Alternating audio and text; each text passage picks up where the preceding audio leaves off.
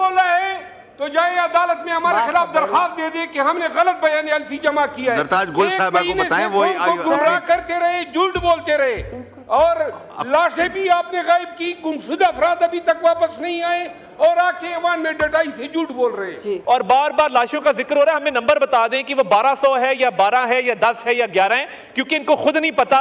اور یہ جو بار بار ایک بیانیہ بنایا جا رہا ہے, یہ جھوٹ تب بولا جاتا ہے جب آپ کو ایگزیکٹ نمبر نہیں پتا ہوتا, اور آپ ایک بیانیہ بلڈ کرتے ہیں کہ یہ لاشیں, اگر یہ واقعہ اصل ہوتا تو یہ ایک نمبر پہ بات کرتے, ان کے 10 رہنما 10 نمبر نہ دیتے کہ جی اتنی لاشیں گری ہیں یا اتنی گری ہیں.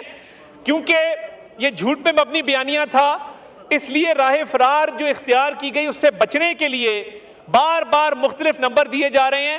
اگر سچے ہوتے تو پوری پارٹی ایک نمبر پہ بات کرتی. میں نے ٹائم دینا ہے ابھی. سر میں ادھر honourable leader of the opposition نے بات کی پی آئی اے کے حوالے سے, تو قوم کو یہ مبارک ہو کہ پی آئی اے کی یورپ کی فلائٹس بحال ہوئی ہیں.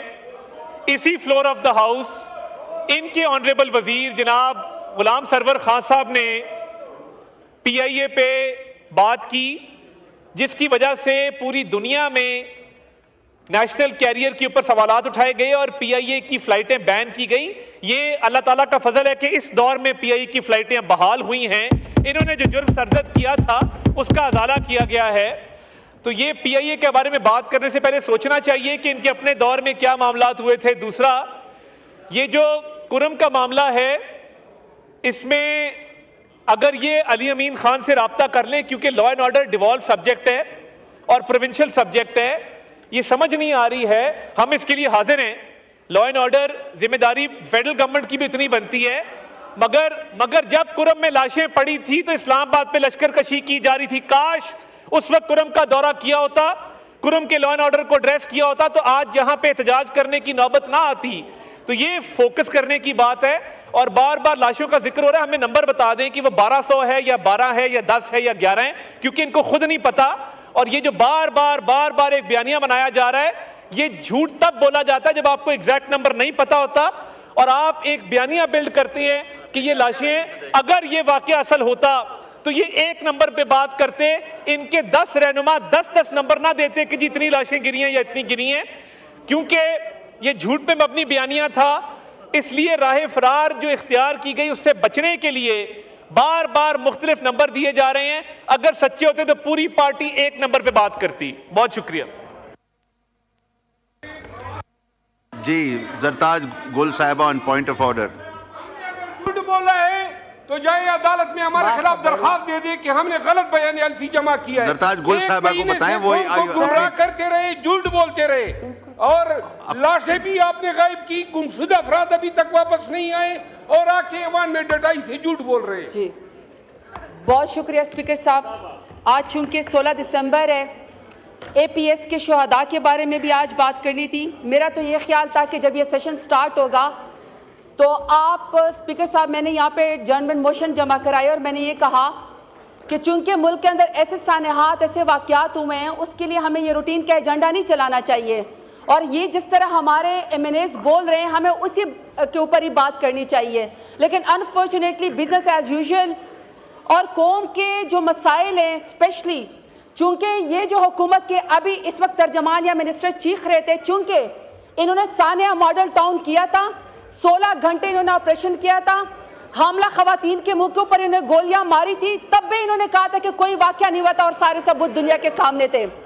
اس کے بعد 26 نومبر کو اسپیکر صاحب 26 نومبر کو صرف پاکستان تحریک انصاف ہی نہیں, پورے پاکستان سے لوگ آئے, وہ نہتے لوگ تھے, اور وہ وہاں پہ ڈی چوک میں پاکستان کا قومی ترانہ پڑھ رہے تھے. ان لوگوں نے پی ایم ایل این کی حکومت ہے ان کے اوپر بھی گولیاں چلائی. ہم پوچھ صرف یہ رہے تھے کہ گولی کس نے چلائی ہے, اس کے بھی ڈینائل میں چلے گئے. پھر یہ اے پی ایس کا واقعہ ہوا, ہمارے بچوں کو اور ہمارے ٹیچرز کو شہید کیا گیا, یہ چاہتے کہ کوئی اس کے بارے میں بات نہ کرے. اسپیکر صاحب, اس سانحات پہ جو انہوں نے کہا نا ابھی کہ ہم آپ کو ڈینائل, انہوں نے کہا کہ ہم آپ کو بتاتے ہیں کہ جی ان کو تو پتہ ہی نہیں کتنے لوگ ہیں. میں ذرا ان کو نام پڑھ کے سناتی ہوں, یہ جتنے مرضی سمن بکمن ہو جائیں, فرق تو ان کو کوئی نہیں پڑنا. مجھے پتا ہے کہ یہ خیر سے حکومت جو ہے 8 فروری کو ووٹ چور بھی تھی, الیکشن چور بھی تھی, مینڈیٹ چور بھی تھی, اب تو یہ لاش چور اور کفن چور بھی ہو گئی ہے.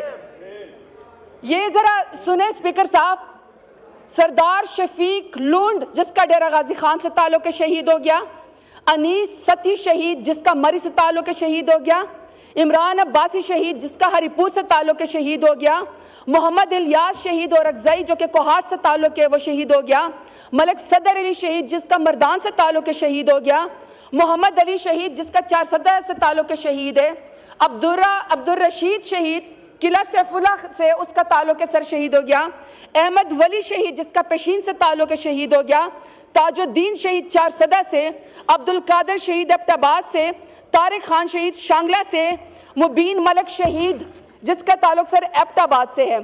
اب سر یہ اس کو ڈینائی کرنا چاہتے ہیں کہ جی کوئی شہید نہیں ہوا. میں نے ان کو جو ہے یہ سر آپ بھی شاہ ہیں, ہم سب مسلمان ہیں, ہمارا جتنا بھی پیارا کوئی اس دنیا سے جب چلا جاتا ہے نا سر ہم اللہ کے حوالے کر دیتے ہیں, وہ ہمارے لیے نا بہن بھائی نہیں رہتا, ہم نے اس کا جنازہ پڑھ کے مسلمان ہونے کے ناطے اس کو قبر کے نیچے مٹی کے نیچے دینا ہوتا ہے.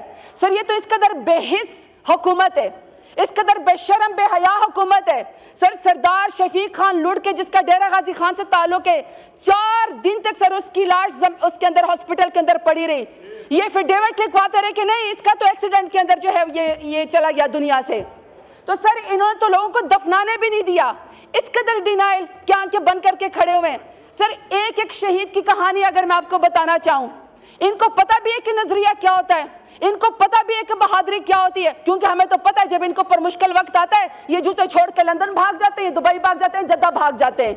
وہ تو سر میرا لیڈر ہے, وہ تو سر میرا لیڈر ہے, میرے کارکنان ہیں, میرے ورکر ہیں, جو سر یہاں پہ ذات پات کو چھوڑ کے سر نظریے کی خاطر ڈی چوک آئے تھے, ڈی چوک آئے تھے. اور پھر سر ان کے بے حسی دیکھیں, ہر شخص نے سر پریس کانفرنس کی, ہر شخص نے سر پریس کانفرنس کی مذاق اڑانے کے لیے, مذاق اڑانے کے لیے. شہیدوں کو بھی سر انہوں نے شک کیا.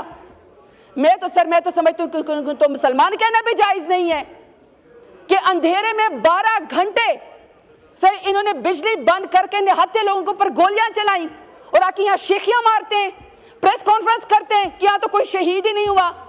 ہر وقت کا ڈینائل. کیا سر انہوں نے اللہ کو منہ نہیں دکھانا, انہوں نے واپس حلقوں میں نہیں جانا, انہوں نے ووٹ نہیں لینا, یا سر ہر دفعہ انہوں نے کار کی ڈگی میں برقع پہن کے بوٹ پالش کر کے انہوں نے حکومت لینی ہے.